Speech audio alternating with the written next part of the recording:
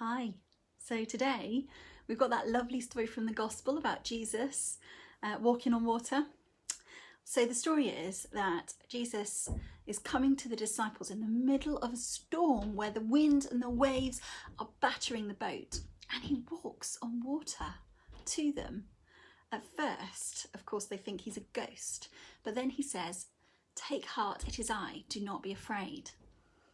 So Peter says, if it's you, then tell me to come to you. So Jesus does, and Peter jumps out of the boat and then he's walking towards Jesus, and it's all going great, but then suddenly Peter gets scared, and so he starts to sink. So Jesus immediately reached out his hand and caught him. So this story is a story about our life of faith, of trust, of courage and doubt, all these things that are relevant to us. What it helps me know is that our life of faith is one that is full of all these things, and that trust and doubt are held together as two sides of a coin. So I'd like to share with you the writer, poet and artist called Richardson. I love her work, and she wrote a reflection on this story. She wrote it 8 months after her husband had suddenly died, and so as she's writing, she's really very much in the midst of early grief. And it's on this part of the story which says Jesus immediately reached out his hand and caught him. She says this: "I can tell you that I know what it means to be borne up when the waters overwhelm. I know the grace of hands that reach out to carry and console and give courage. I am learning again anew what faith is, how this world that we sometimes toss around so casually holds depths within depths that draw us beyond nearly everything that we once believed.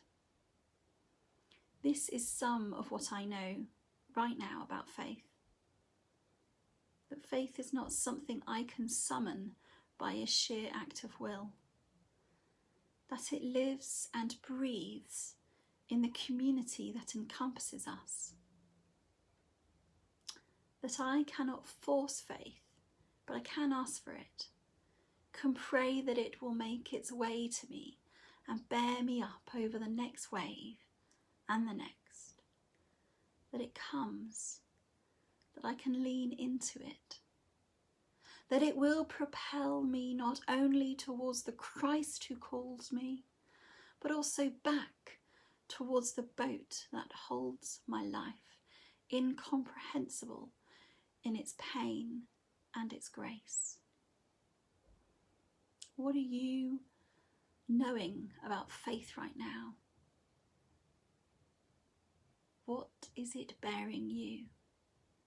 And here's a blessing she's written: the blessing that bears the wind, the wave.